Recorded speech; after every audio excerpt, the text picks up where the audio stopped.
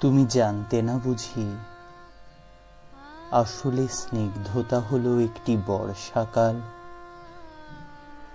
কেউ বলেনি তোমাকে সে এমনই এক বর্ষাকাল যে নিজের ইচ্ছে মতো সারা বছর ভেসে বেড়াতে পারে, ভেসে বেড়ায় আকাশে।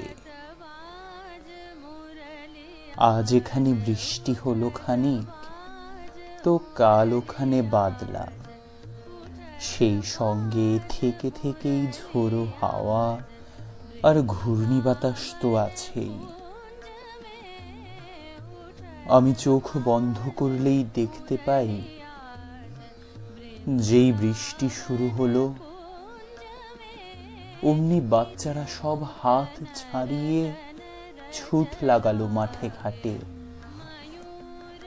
আর মাটির দেয়াল ও টিউকলের সামনে দাঁড়িয়ে গাঁয়ের বউরা খাল থেকে বিল থেকে তাদের হাঁসগুলোকে ডাকতে লাগলো, চই চই চই চই চই চই চই চই। আজ থেকে প্রায় 1 শতাব্দী আগের বাংলায় তোমার এক বাল্য সখী তোমাকে চই চই বলে ডাকতো আর খ্যাপাতো। তোমার মনে পড়ছে কি?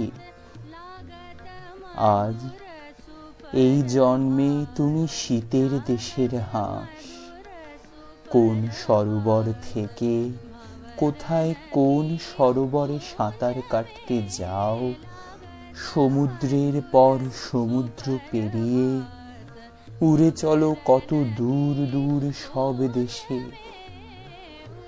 কিন্তু এবার এই জন্মেও একজন তোমাকে তোমার সেই 100 বছর আগেকার ডাকনাম ধরে ডাকছে,